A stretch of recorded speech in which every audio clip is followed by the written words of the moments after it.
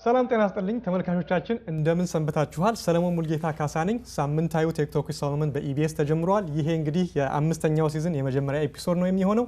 እንግዲህ ከተወሰነ የእረፍት ቆይታ በኋላ በድጋሚ በመገናኘታችን እኔ በጣም ደስ ብሎኛል። እንግዲህ የሲዝን 5 የመጀመሪያውን ፕሮግራም እንጀምራለን ዛሬ። ከዛ በፊት ግን ሰሞኑን አንድ እየተወራ ያለ ወሬ አለ። ምድር ለ6 ቀን ያህል ሙሉ በሙሉ በጨለማ ውስጥ ትሆናለች ብሎ ናሳ ሪፖርት አድርጓል ተብሎ የውሸት ዜና እየተወራ ነው የሚገኘው። ቲክቶክ ሰሎሞን ይሄንን ውሸት ዜና ውሸት እንደሆነ ሊያረጋግጥላችሁ ይወዳል። ዜናው ምንጩ የመጣው የውሸት ዜናዎችን ከሚያሰራጩ ዌብሳይቶች ነው። ናሳም ይሄንኑ ማረጋገጫ ሰጥቷል። እንደዚህ አይነት የሚባል ነገር የለም። ስለዚህ ሁሉ ነገር ሰላም ነው። በዲሴምበር ወር ነው ይሄ ይሆናል ተብሎ የታሰበው የነበረው። ስለዚህ የ6 ቀን ጨለማ አይገጥመንም። አይዟችሁ።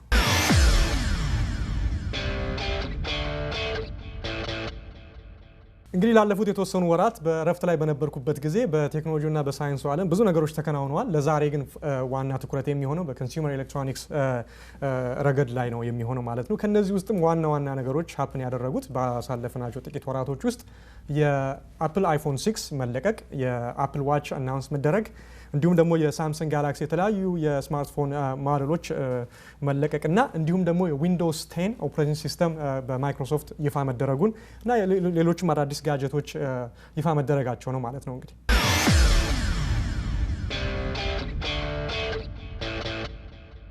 ከ30 ዓመት በፊት የአፕል ሲኢኦ የነበረውና ሟቹ ስቲቭ ጆብስ የመጀመሪያውን የአፕል ማኪንቶሽ ኮምፒውተር ካስተዋወቀ በኋላ እንግዲህ አፕል ካምፓኒ በመላው ዓለም በጣም የታወቀ የኮምፒውተርና የኮንሱመር ኤሌክትሮኒክስ አምራች ሆኖ እንግዲህ ገበያውን ተቆጣጥሮት ነው የሚገኘው። እንግዲህ በ30ኛው ዓመት አከባበር ላይ እንግዲህ ደግሞ አዲስ የሆነውን የአይፎን 6 ኒው ጄኔሬሽን ደግሞ ይፋ አድርገዋል ባሳለፍነው ሴፕቴምበር ውስጥ ማለት ነው። እንግዲህ እነዚህ ይፋ የተደረጉ የአፕል አይፎን ስልኮች ለመጀመሪያ ጊዜ ሁለት አይነት ሞዴል በአንድ ጊዜ ይዘው መውጣታቸውን ነው እንግዲህ ያየ ነው ማለት ነው። የመጀመሪያው ሞዴል አይፎን በ2007 እንደ አውሮፓውያን አቆጣጠር ወይም ደግሞ በ2000 ዓመተ ምህረት እንደ ኢትዮጵያውያን የካሌንደር አቆጣጠር ይፋ ከሆነበት ጊዜ ጀምሮ አይፎን እንግዲህ በብዙ ሰዎች ዘንድ በብዙ ተጠቃሚዎች ዘንድ እጅግ ተወዳጅነትን ያተረፈ ስልክ ሆኖ ነው የሚገኘው።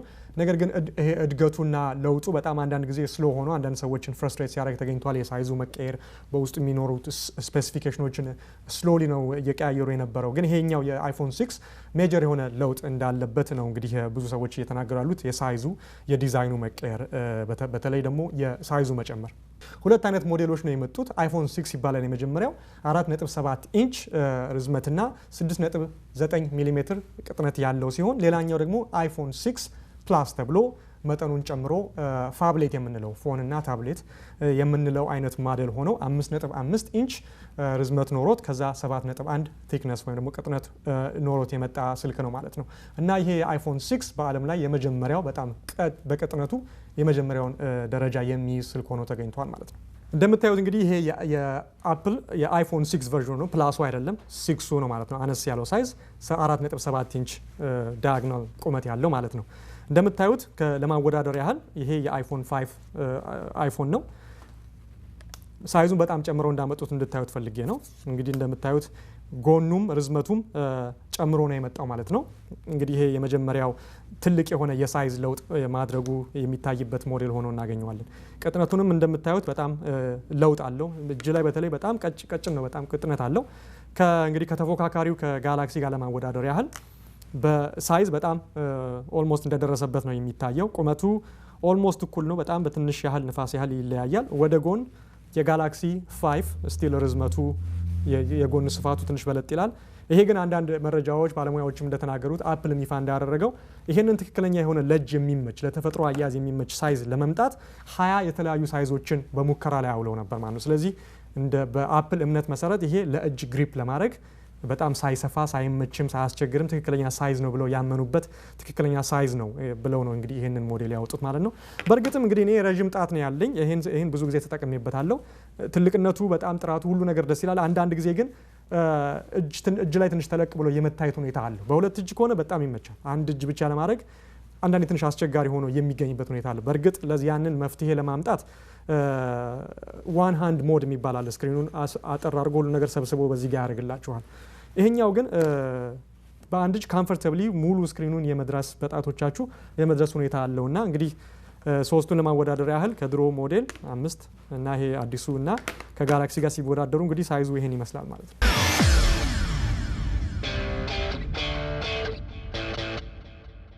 ይሄው እንግዲህ አዲሱ የአፕል አይፎን ጄኔሬሽን አይፎን 6 በጣም ቆንጆ የሆነ ዲስፕሌይ ሲስተም ከዚህ በፊት የነበሩት ሞዴሎች ላይ ከ4 ጀምሮ ሬቲና ዲስፕሌይ የሚባል አላቸው። ይሄኛውን ደግሞ ኤችዲ ሃይ ዴፊኒሽን ሆኖ በጣም ክሪስፕ የሆነ ጥራት ቪዲዮ ስታዩበት፣ ፒክቸር ስታዩበት እንዲሁም የቴክስቱ ክላሪቲ በጣም ከፍተኛ የሆነ ክላሪቲ ኖሮት በኤችዲ ኦቨር ሚሊየን ፒክስል በላዩ ላይ አካቶ የመጣ ሞዴል ነው ማለት ነው። የአይፎን 6 ፕላሱ ደግሞ የበለጠ በሁለት እጥፍ ሆኖ 2 ሚሊዮን ፒክሰሎችን በዚህ ስክሪን ላይ አካቶ ከፍተኛ የሆነ የምስል ጥራትን አካቶ የመጣ ስልክ ነው ማለት ነው። ፕሮሰሰሩም አዲስ ፕሮሰሰር ነው የተገጠመለት። የአፕል አይፎን 6 እና 6 ፕላስ የኤ8 ቺፕ 64 ቢት የኤ8 ቺፕ በላዩ ላይ ተገጥሞለት ነው የሚገኘው። ይሄ እንግዲህ 25% ፍጥነት አለው ከበፊቱ ሞዴሎች በ25% ፋስት የሆነ ፕሮሰሲንግ ካፓሲቲ ያለው ከመጀመሪያው ስልክ ጋር ስናወዳደረው 2007 ላይ ከወጣው ከመጀመሪያው አይፎን ጋር ስናወዳደረው ደግሞ ከ50% በላይ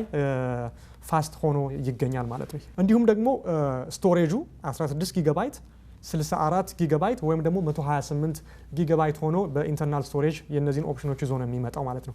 128 ጊጋባይት ኢንተርናል ስቶሬጅ በማምጣት አሁንም አይፎን የመጀመሪያው ስማርትፎን ሆኖ ይገኛል ማለት ነው። የመጨረሻው ትልቅ የሚባለው እስካሁን የነበሩት 64 ጊጋባይት ነው። ይሄ ግን 128 ጊጋባይት በውስጡ አካቶ ይመጣል ማለት ነው።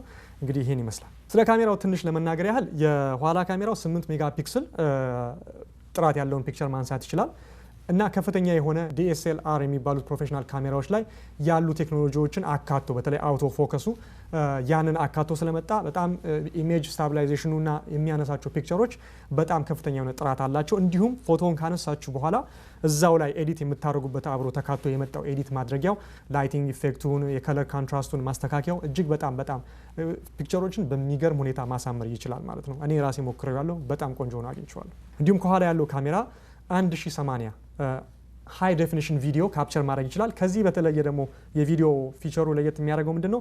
ስሎ ሞሽን ቪዲዮዎችን ማንሳት ይችላል ማለት ነው። እዛው ሄዳችሁ ስሎ ሞሽን አድርግልኝ ካላችሁ አንዳንድ ፈን የሆኑ ቪዲዮዎችን ስሎ ሞሽን እዛው ላይ ካረጋችሁለት ያንን ፒክቸር ያንን ቪዲዮ በስሎ ሞሽን ያነሳላችኋል ማለት ነው። እንዲሁም ደግሞ ታይም ላፕስ ቪዲዮዎችን ማንሳት ይችላል። ታይም ላፕስ ማለት ከአንድ ጊዜ እስከ ሌላ ጊዜ ያሉት የተከሰቱ ነገሮችን ፈጣን በሆነ ሁኔታ ካፕቸር ማድረግ ነው። ያንንም አካቶ እንደገና ደግሞ የቪዲዮ ስታቢላይዘር ኖሮበት ፒክቸሮች በጣም ስቴዲ የሆነ እይታ እንዲኖራቸው አድርጎ ይመጣል ማለት ነው። የባትሪ ላይፉም ከበፊቶቹ ጄኔሬሽኖች ከአይፎን 5 ጋር ብናወዳደረው በጣም ኢንሃንስ አድርገውታል። ራሴን ስጠቀምበት እንግዲህ 4 ቀን 5 ቀን ሆኖኛል። የባትሪ ላይፉን በጣም ቆንጆ ሆኖ አግኝቼዋለሁ። ቶሎ የመሞት ነገር የለውም። የኦዲዮ፣ የቪዲዮ፣ የቶክ ታይም እንደገና የኢንተርኔት ብራውዚንግ እና የጌም መጫወቻ ታይሙ ከበፊቶቹ ሰዓቱ ሲመዘገብ ረዘም ያለ መቆየት ብቃት አለው ማለት ነው።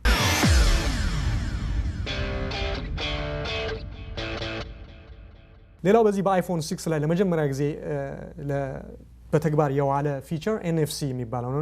ስለ ኤንኤፍሲ ብዙ ጊዜ ተናግሬያለሁ። ኒር ፊልድ ኮሚኒኬሽን ይባላል። ይሄ ማለት ሁለት ተጠጋግተው ያሉ ሁለት ኤሌክትሮኒክ ዲቫይሶች መካከል ኢንፎርሜሽን በቀላሉ ከአንዱ ወደ አንዱ መተላለፍ እንዲችል የሚያደርግ ፊቸር ነው። የዋየርለስ ፊቸር ነው። ይሄ በሁሉም በብዙ ስማርትፎኖች ላይ ሲኖር በአይፎን ላይ አልነበረም። ብዙ ጊዜ የሚተችበትም ነገር ነበር። ይሄ ስልክ ግን ያን አካቶ ነው የመጣው። ስለዚህ ያን ደግሞ ሲያመጣ አብሮ በጣም የሚገርም አይነት ፋንክሽናሊቲ አብሮ አካተውበታል። አፕል ፔይ የሚባል ፊቸር እዚህ ስልክ ውስጥ አለ ማለት ነው። ያ ማለት ምንድነው? ቤዚክሊ ዲጂታል ዋሌት ሲስተም ማለት ነው። ክሬዲት ካርድ ሻፕ ስትሄዱ ክሬዲት ካርዳችሁን ስዋይፕ ማድረግ አለባችሁ። ግሮሰሪ ውስጥ ወይም ሙቪ ቤት ስትሄዱ እዚህ ጋር እንደምታዩት ጥቁር ስትራይፕ አለ። እሱን ክሬዲት ካርዱን የሚያነበው ማሽን ላይ ስዋይፕ ሲያደርግ ነው ገንዘቡ ከዚህ ወደ ድርጅቱ ወደ ሱቁ የሚሄደው። አሁን ግን በአፕል ፔይ አማካኝነት በፍጹም ይሄንን ካርድ መጠቀም የማያስፈልግባችሁ ፊቸር አካቶ መጥቷል ማለት ነው። ይሄ ኤንኤፍሲ ከዛ ከኪዮስኩ ወይም ደግሞ ከሾፕ ውስጥ ካለው ይሄን ከሚያነበው ማሽን ጋር ተግባብተው የሚያደርገው ማለት ነው። ስለዚህ ክሬዲት ካርድ ኢንፎርሜሽኑን ለአንዴና ለመጨረሻ ጊዜ እዚህ ውስጥ ስቶር ታደርጋላችሁ።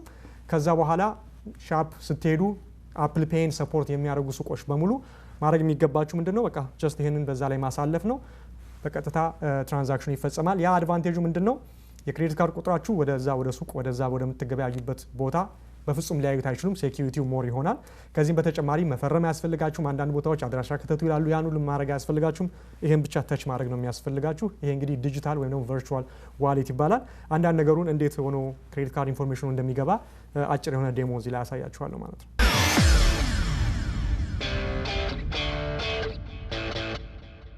እንግዲህ አሁን ማሳያችሁ ዴሞ እንዴት አድርጋችሁ ዲጂታል ዋሌት በአፕል ፔይ አማካኝነት ወይም ቨርቹዋል ዋሌት የሚባለውን ለአንዴና ለመጨረሻ ጊዜ ሴትአፕ አድርጋችሁ ከዛ በኋላ ይህንን ሰፖርት በሚያደርጉ ሱቆች እና ክሬዲት ካርዶች ሰፖርት የሚያደርጉ ቦታዎች ላይ ስትሄዱ በዚህ ብቻ መገበያየት እንደምትችሉ የሚያሳየውን ለማሳየት ነው። ከዛ ፊት በዛው ለመግባት ያህል አይፎን 6 የአሻራ የማንበብ ብቃት አለው። ስለዚህ ኮድ ከመክተት ይልቅ በአሻራችሁ ቀጥታ ወደ ስልካችሁን አንላክ ማድረግ ትችላላችሁ ማለት ነው።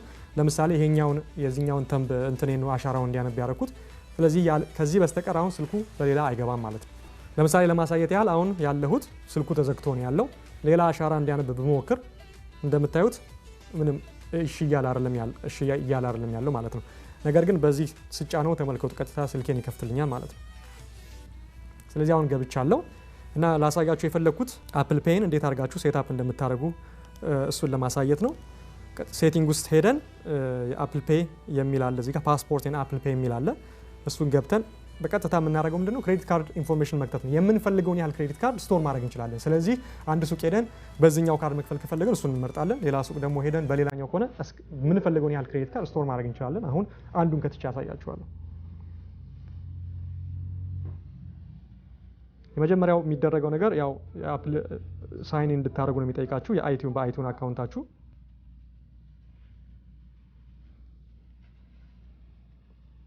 ስለዚህ የሚፈልገው ስማችሁና የክሬዲት ካርድ ነምበራችሁን ብቻ ነው። ከዛ በኋላ በቃ ሌላው አለቀ ማለት ነው። ስለዚህ ስሜን ከተትኩኝ። ከዛ ካርድ ነምበሩን ቀጥታ ፎቶን ስታነሱት የካርድ ነምበሩን የማንበብ ብቃት አለው ራሱ አፑ ከተተው ማለት ነው። የክሬዲት ካርድ ኢንፎርሜሽን ካፕቸር ተደርጓል። የቀረው ኤክስፓይሬሽን ዴቱን ብቻ መክተት ይኖርብኛል። እሱን ከከተትም በኋላ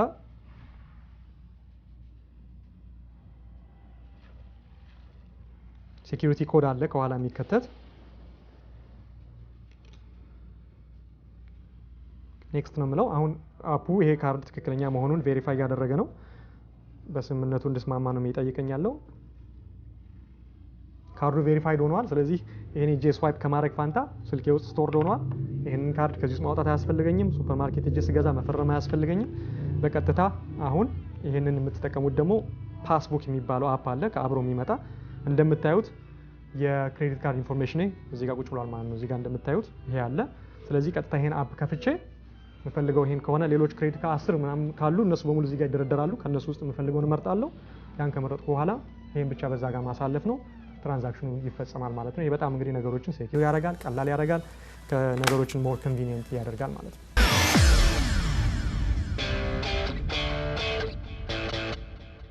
ሌላኛው ሞዴል እንግዲህ የአይፎን 6 ፕላስ ሆኖ ከዚህ ብዙ የሚለይበት ነገር ምንድነው? የሳይዙ መጨመር እንዲሁም ደግሞ የዲስፕሌዩ ሞር ኳሊቲ ያለው፣ ባትሪ ላይፉ ኤክስቴንድድ ረዥም ነው።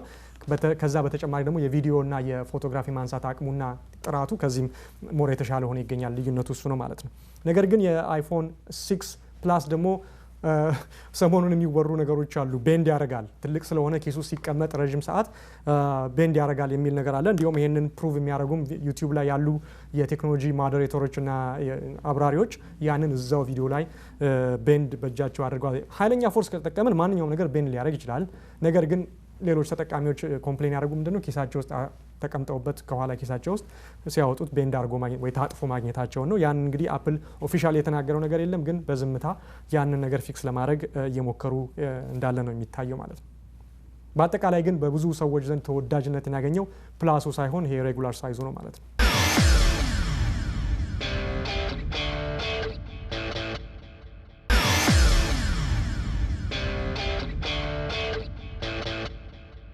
እንግዲህ አይፎን 6 ወጥቷል። ምንድነው አሁንስ ምንድነው? በቃ ይሄ መጨረሻው ነው አይደለም። ብዙ ሾርት ካሚንጎች፣ ብዙ መሻሻል ያለባቸው ነገሮች አሁንም እንዳሉ እንስማማለን ማለት ነው።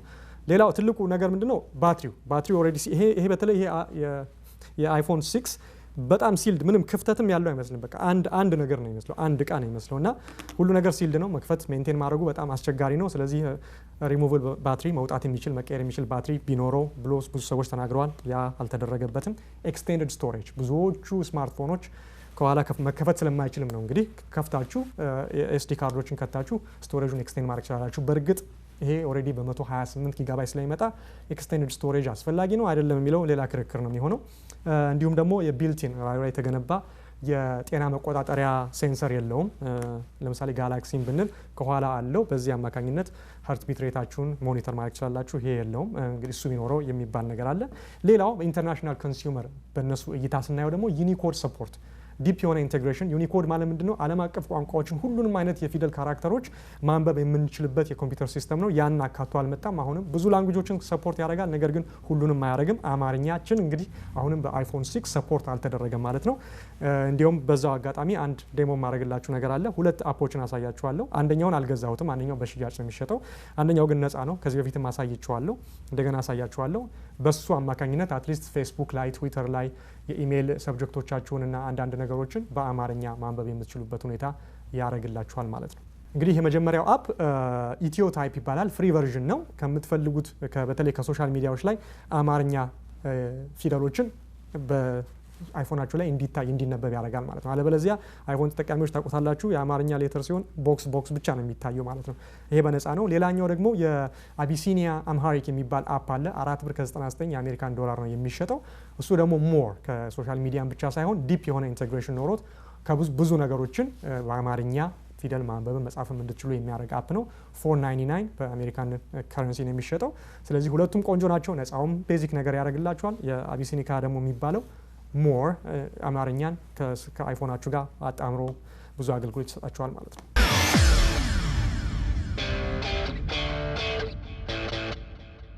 ለአሁንም ማሳያችሁ የነፃውን ቨርዥን ነው። የሚከፈልበት አቢሲኒካ አምሃሪክ የሚባለውን አልገዛሁትም፣ ነፃውን ለጊዜው ስለምጠቀምበት ማለት ነው። ኢትዮ ታይፕ ይባላል። ከዚህ በፊት አሳይቻችኋለሁ። አንዳንድ ትንሽ ችግሮች ነበሩበት። የአሁኑ ቨርዥን ግን አፕዴት የተደረገው በጣም ቆንጆ ይመስላል። ስለዚህ ገብተን ለምሳሌ ፌስቡክ ውስጥ ሄጄ አማርኛ የተጻፉ ነገሮችን ማየት ብፈልግ በቀጥታ መጥቼ አማርኛ ስታተስ ይፈልጋለሁ። የቲም ኢትዮጵያን ኦፊሻል ፔጅ ነው አሁን የማየው ያለሁት። አማርኛ ፖስት እየፈለግኩ ነው ያለሁት። ይሄው ለምሳሌ እዚህ ጋር እንደምታዩት እዚህ ጋር ስታተስ በአማርኛ የተጻፈ ስታተስ አለ። ሞር ቆይ በደንብ ያለውን ላሳያችሁ። ይሄው እንደምታዩት እዚህ ጋር ስለ ፕሪሚየር ሊግ ነው የሚያወራው። የኢትዮጵያ ፕሪሚየር ሊግ በአማርኛ የተጻፈው ስታተሱ። ይሄንን አፕ ባልጭን ኖሮ ይሄ ባክስ ነበር የሚታየኝ ኢንስቴድ ኦፍ አማርኛ ፊደል ማለት ነው። ስለዚህ በቀላሉ አትሊስት ሶሻል ሚዲያ ላይ አማርኛ ስታተሶችን ማንበብ እችላለሁኝ ማለት ነው። ይሄን ኢንስቶል ለማድረግ ቀላል ነው። አፕ ስቶር ሄዳችሁ አፕ ስቶር ውስጥ በቀጥታ ሄዳችሁ ኢትዮ ታይፕ ብላችሁ ሰርች ብታደርጉ አፑን ታገኙታላችሁ። ከዛ በኋላ ኢንስቶል አድርጋችሁ ሁለት ስቴፕ ነው ያለው። ኢንስቶል ከሆነ በኋላ ፎንቱን ኢንስቶል እንድታደርጉ ሌላ ስቴፕ ይመጣል። እሱን ክሊክ ስታደርጉ ኢንስቶል የሚለው ይመጣል። ከዛ በኋላ በቀላሉ አማርኛን ማንበብ ትችላላችሁ ማለት ነው። ይሄን ይመስላል እንግዲህ ኢትዮ ታይፕ። አትሊስት እሱን ታይፕ አድርጌ ላሳያችሁ። ኦልሬዲ ሰርቹ ላይ እንደምታዩት ይሄ ነው። በነፃ ነው፣ ምንም ነገር አያስከፍላችሁም። በቀላሉ ይሄንን መጠቀም ትችላላችሁ ማለት ነው።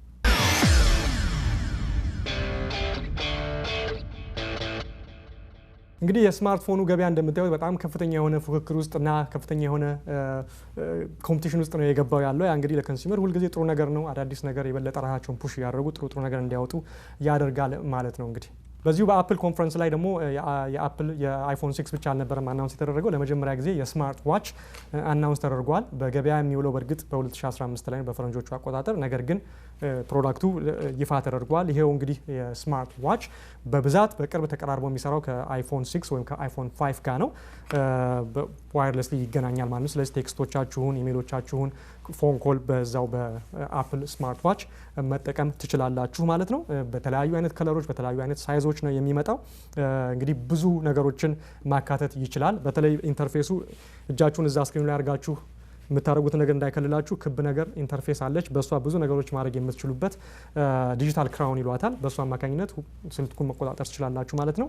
የሚገርማችሁ ቅድም ያልኳችሁ አፕል ፔይ በስልካችሁ መክፈት ትችላላችሁ ማለት ነው። ስለዚህ ያንን የአፕል ፔይ ክሬዲት ካርድ በስልካችሁ ላይ ሴት አፕ ካደረጋችሁ ሱቅ ስትሄዱ ክፈሉ ስትባሉ እንደዚህ ብቻ ማድረግ ነው ማለት ነው። ስለዚህ ሞር ኮንቪኒየንት ያደርገዋል እንግዲህ ተብሎ ይጠበቃል።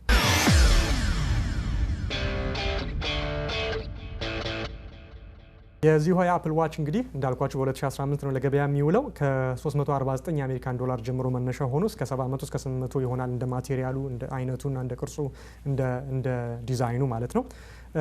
አፕል ዋች የራሱ የሆነ ዲስአድቫንቴጅም አለው። በብዛት ተቀራርቦ የሚሰራው የአይፎናችሁ አብራችሁ ከሌለ አፕል ዋቹ ብዙም ጥቅም የለውም። ስማርት ዋች መሆኑ ብዙም አይታይም። ምክንያቱም ዳታዎቹን የሚያገኘው ብዙ ኮኔክቲቪቲውን የሚያገኘው ከስልኩ ላይ ስለሆነ ማለት ነው። ይሄ እንግዲህ ሌሎች በገበያ ላይ ካሉ ስማርት ዋቾች ዲስአድቫንቴጁ እንግዲህ በስማርት ዋቹ ላይ በአፕል ላይ ይሆናል ማለት ነው። ምክንያቱም ብዙ ስማርት ዋቾች በገበያ ላይ ያሉ በአሁኑ ሰዓት ከስልክ ላይ ዲፔንደንት ሳይሆኑ ከጂፒኤስ ጋር ኮኦርዲኔት በማድረግና የራሳቸውን ዋይፋይ ፒክ በማድረግ የሚሰሩ ብዙ ስልኮች አሉ።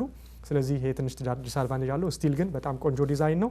በብዙ ሰዎች ዘንድ ተወዳጅና እንግዲህ ለጥቅም ይውላል ተብሎ ይጠበቃል ማለት ነው። እንግዲህ የዛሬው ዋና ትኩረቴ የነበረው በእርግጥ የአይፎን 6 መለቀቅ ጋር ቢሆንም በዚሁ እኔ በረፍት ላይ በነበርኩበት ጊዜ ብዙ ሌሎች ጋጀቶችና ስማርትፎኖች በገበያ ላይ ውለዋል ማለት ነው። ከነዚህ ውስጥ የተወሰኑትን ቶሎ ቶሎ ለመጥቀስ ያህል የሳምሰንግ ጋላክሲ ኤጅ፣ የሳምሰንግ ጋላክሲ አልፋ የሚባል ሞዴል፣ የሳምሰንግ ጋላክሲ ኖት 4 እንዲሁም ደግሞ በቻይና የሚመረት እና በጣም አይፎንን አመሳስለው የሰሩት ዛዮሚ የተሰኘ በጣም ድንቅ የሆነ የቻይና ስልክ እንዲሁም ደግሞ የማይክሮሶፍት የዊንዶውስ ፎን የሆነው የኖኪያ ሉሚያ 1020 የ1020 የሚባለው ሞዴል እና እንዲሁም ብላክቤሪ ከገበያው እየሞተና እየወጣ ያለ ይመስላል። ነገር ግን አለን አልሞትንም ነው የሚሉት ብላክቤሪ ፓስፖርት የሚባል ስልክ እንግዲህ በገበያ ላይ ውለዋል ማለት ነው።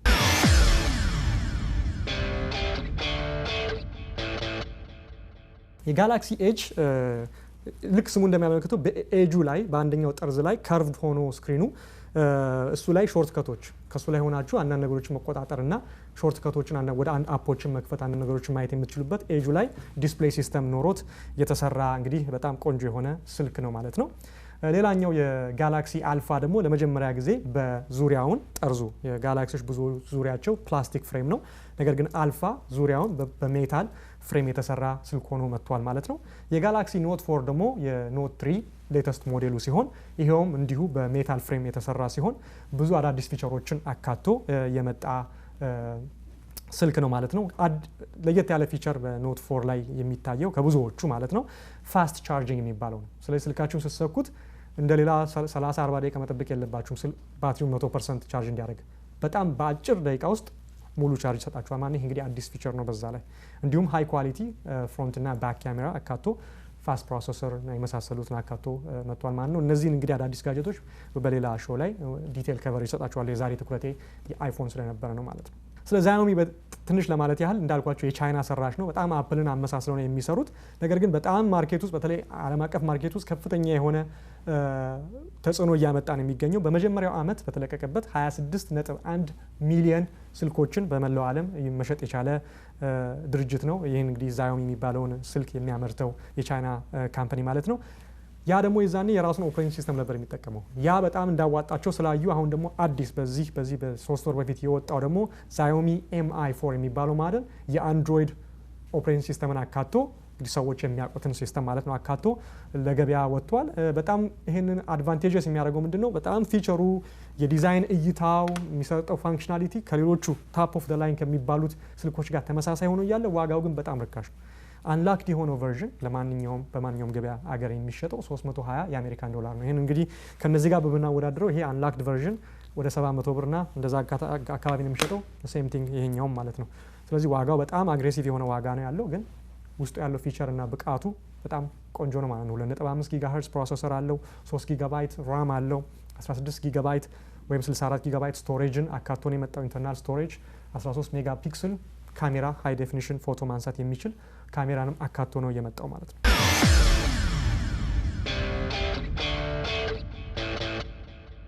ሌላው በዚሁ ባሳለፍኑት ጥቂት ወራት ውስጥ ተለቆ የምናየው ስልክ ደግሞ የኖኪያ ሉሚያ 1020 የማይክሮሶፍት ዊንዶውስ ፎን ነው። እንግዲህ ይህን ለየት የሚያደርጉ ከሌሎቹ ደግሞ በጣም አሉ ከሚባሉት የስማርትፎኖች ውስጥ ስልክ ፎቶ በማንሳት ብቃቱ እንዲሁም የሚጠራው የፎቶግራፊክ ስማርትፎን ወይም ተብሎ ነው የሚጠራው ወይም ካሜራ ስማርትፎን ነው የሚባለው። ምክንያቱም በላዩ ላይ የተገጠመለት የካሜራ ብቃት ከሌሎቹ በጣም ለየት ያደርገዋል። 41 ሜጋ ፒክስል ፎቶ ማንሳት እንደሚችል ነው ካምፓኒው እየተናገረ ያለው ማለት ነው። እንዲሁም ከፍተኛ የሆነ ጥራት ያለውን የቪዲዮ ካፕቸር ማድረግ ይችላል ማለት ነው። እንዲሁም ይሄው ስልክ አዲስ የሆነው የማይክሮሶፍት የቮይስ አሲስታንት ሲስተም ተገጥሞለታል ማለት ነው።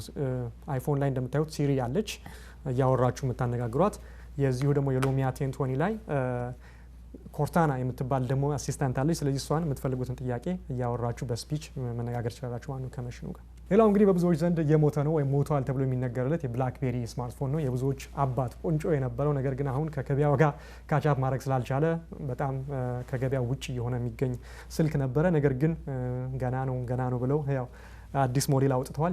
የብላክቤሪ ፓስፖርት ይባላል። ለመጀመሪያ እንዲሁም በዓለማችን የመጀመሪያው ፐርፌክት ስኩዌር ሼፕ ያለው ስክሪንን አካቶ የመጣ ስልክ ነው። ለምን እንደሆነ በእርግጥም ብዙዎችንም እያነጋገረ ቢሆንም ግን ተመችነት እንዳለው ደግሞ በአንዳንድ ሰዎች እየተነገረን ያለው የፓስፖርት ሳይዝ ስላለው ነው። ከነ ኪቦርድ ፕሌሱ አንጻር አንድ ላይ ማንኛውም ፓስፖርት ደብተር ሳይዝ ስላለው ነው ፓስፖርት ተብሎ የተጠራው ነው የሚባለው እና ብዙ ፊቸሮችን ውስጡ ያለውን ፕሮሰሰር ስፒዱን፣ የባትሪ ላይፉን፣ የካሜራ ብቃቱንና የተለያዩ ፊቸሮችን አስተካክሎ እንግዲህ እንደገና ገበያውን ለመፎካከርና የራሳችን ድርሻችን እንወስዳለን ብለው መጥተው ነው የሚገኘው። እንግዲህ እስቲ የምናየው ይሆናል ማለት ነው ሽያጩ።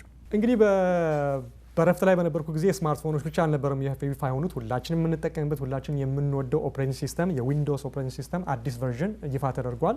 በአሳለፍነው ወር ውስጥ የዊንዶውስ 10 በማይክሮሶፍት ካምፓኒ አማካኝነት ይፋ ተደርጓል። ይሄ እንግዲህ ከዊንዶውስ 8 በኋላ የመጣ ቨርዥን ነው። ቁጥሩ 9 ተዘሎ ወደ ዊንዶውስ 10 መገባቱ ብዙዎችን እያነጋገረ ቢሆንም እንግዲህ ማይክሮሶፍት ዊንዶውስ 9 ከማለት ይልቅ ዊንዶውስ 10 ለማለት ወስኗል። ይሄ ለምን እንደሆነ የተለያዩ መላምቶች አሉ። እንግዲህ እነሱን እንናገራቸዋለን የተወሰኑትን ያህል። ዊንዶውስ 7 በብዙዎቻችን ዘንድ ተወዳጅ የሆነ ማይክሮሶፍትንም ምናልባት በጣም ከገበያ ውጭ ከመውጣት ያዳነው ከፍተኛ የሆነ ተወዳጅነት ያለው ኦፕሬቲንግ ሲስተም ነው።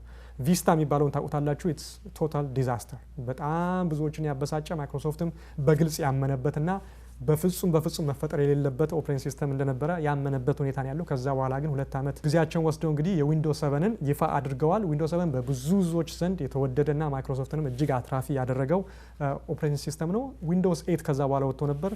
ዊንዶውስ 8 በብዙዎች ዘንድ ብዙ ተቀባይነትን ያገኘ አይመስልም። ምንድነው ዊንዶውስ 8 ላይ ማድረግ የፈለጉት? ታብሌት ኢንተርፌስ ታች ስክሪን እና የታብሌት ዲቫይሶችን ሰፖርት የሚያደርግ ዲዛይን ይዘው ነው የመጡት። ሰው ቀጥታ ማውስ እና ኪቦርድ ከመጠቀም ወጥቶ ሁሉ የምታዩት ነገር ታይል ሜትሮ ታይል ይባላል። እነሱን ሲያይ ሰው የታል ስታርት ሜኒው የቱ ጋር ያለው የማውቀው አይነት ኢንተርፌስ የታል ብሎ ሰዎች አጀስት ለማድረግ ጊዜ እንደወሰደባቸው ነው እንግዲህ በብዙዎች እይታ ወይም ደግሞ ሪቪው ላይ የታየው ማለት ነው። ስለዚህ ማይክሮሶፍት ይህንን ያስተዋለ ይመስላል።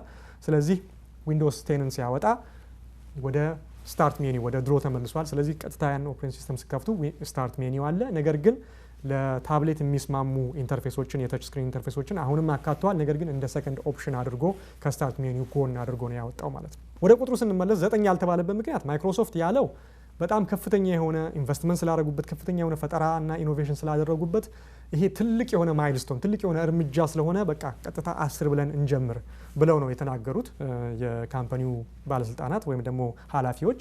ነገር ግን አንዳንድ በፕሮግራም በሶፍትዌር ኢንጂነሮች ደግሞ ዙሪያ የሚወሩ ወሬዎች አሉ። አንደኛው እንዲሁም ራሱን ሳይገልጽ ማይክሮሶፍት ውስጥ ነው የምሰራ ያለ አንድ ብሎግ አድራጊ ጸሐፊ በዌብሳይት ላይ የሚጽፍ ይሄ የተደረገበት ምክንያት ከድሮ ማይክሮሶፍት ውስጡ ካለው ሶፍትዌር ኮድ አንጻር ነው ብሎ ነው የሚናገረው። እንግዲህ እንደምታውቁት ማይክሮሶፍት 95 እና ማይክሮሶፍት 98 95 እና 98 ዊንዶውስ ነበረ።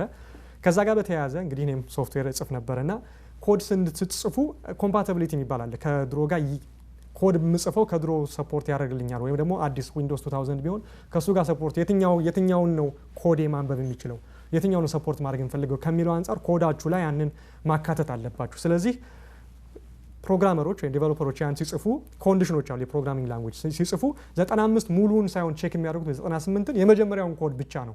ምክንያቱም 9ን ቼክ ካደረግኩኝ የ2000 ወይም ደግሞ ዊንዶውስ ሚ ወይም ደግሞ ዊንዶውስ 2000 አይደለም የ90ዎቹ ቨርዥን ነው ብሎ ስለሚያስቡ ያን ብቻ ስለሚያደርጉ 95 ሙሉ ቼክ አያደርጉም በኮዳቸው ውስጥ 98ን ሙሉ ቼክ አያደርጉ 9ን ብቻ ካለ ይሄ የድሮ ቨርዥን ነው ብሎ ቼክ የሚያደርጉበት ላንጉዌጅ ነው ያላቸው ማለት ነው። ስለዚህ አሁን ዊንዶውስ 9 ካሉት የድሮ ፕሮግራሞች የድሮ ኮዶች 95 ሙሉን ቼክ ሳያደርግ 9ን ብቻ ስለሆነ ቼክ የሚያደርገው የማቃወስና የማፋለስ ነገር ሊኖር ስለሚችል ያንን ትልቅ የሆነ የሶፍትዌር ግሊች ይባላል። የሶፍትዌር ስህተት የኮዱ ስህተት ይባላል። ያንን አቮይድ ለማድረግ ነው ተብሎም እንግዲህ ይሄም ምንድነው ወሬ ይወራል ማለት ነው። የትኛው እንደሆነ ትክክለኛው እንግዲህ ያው አልታወቀም ማለት ነው።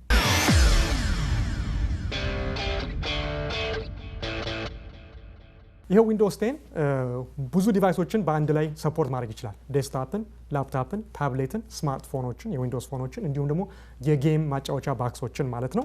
እና ስታርት ሜኒው እንዳልኳችሁ አለው በጣም በተሻሻለ ሁኔታ ዲዛይኑን ቀይሮ ወጥቷል ማለት ነው። ሌላ አዲስ ፊቸር ያለው ምንድነው ቨርቹዋል ዴስክቶፕ የሚባል አለው። እንዲሁም ደግሞ ዊንዶውስ ሜትሮ ስታይል አፖችን ረን ማድረግ ለታብሌት እንዲመች ተደርጎ ማለት ነው። ነገር ግን ከስታርት ሜኒው ጎን ማለት ነው። እንግዲህ የቤታ ቨርዥኑ ለዴቨሎፐሮች ተለቋል። ስለዚህ አሁን ዳውንሎድ አድርገው ቴስት ማድረግ ይችላሉ። ነገር ግን ለኮንሱመር ለሁሉም ሰው በገበያ ላይ የሚውለው ለአገልግሎት የሚውለው በ2015 በመጪው ዓመት ነው ማለት ነው።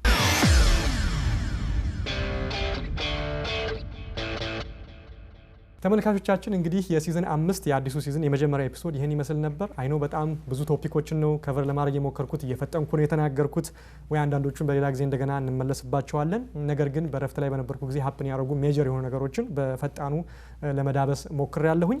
ሳምንት በሌላ ፕሮግራም ነው የምጠብቃችሁ። የሚቀጥለው ሳምንት ፕሮግራሜ ደግሞ የሚሆነው አስደናቂ ስለሆነ የኮንስትራክሽን ቴክኖሎጂ ወይም ደግሞ የአርኪቴክቸር ኤክስትሪም የሆነ አርኪቴክቸር ዱባይ ውስጥ ስለተሰራ አርቲፊሻል አይላንድ እንዴት አድርገው እንደገነቡት አስደናቂ በሆነ መንገድ እንዴት አድርገው እንደገነቡት እሱን የሚያስዳስስ ፕሮግራም በሁለተኛው ኤፒሶድ አቀርብላችኋለሁ። ከዛ በኋላ ደግሞ የሚኖረኝ ፕሮግራም በብዙዎቻችሁ ጥያቄ መሰረት የቀረበ ስለ ሳተላይቶች እንዴት ይሰራሉ፣ እንዴት ነው ኢቢኤስን ቁጭ ብላችሁ የምታዩት በሳተላይት አማካኝነት የሚለውን ኢንትረስቲንግ በሆነ መንገድ በሁለት ፕሮግራም እሱን ይዤላችሁ ቀርባለሁ ማለት ነው። ሳምንት በሌላ ፕሮግራም እስከማገኛችሁ እንግዲህ አስተያየቶቻችሁን አሁንም እንድትጽፉልኝ ጋብዛችኋለሁ። እንደተለመደው በኢሜይል ወይም ደግሞ በፌስቡክ ፔጅ ላይ ብትጽፉልኝ ታገኙኛላችሁ። ፌስቡክ ፔጅን ደግሞ ሄዳችሁ ላይክ ብታደርጉ በየጊዜው የምጽፈውን ስታተስ መከታተል ትችላላችሁ ማለት ነው። ላልሰሙም ደግሞ ሄዳችሁ ላይክ እንዲያደርጉ ብትነግሩ እነሱም ከዚህ ፕሮግራም ተካፋይና ተጠቃሚ ይሆናሉ ማለት ነው። ሳምንት በሁለተኛው ፕሮግራም እስከማገኛችሁ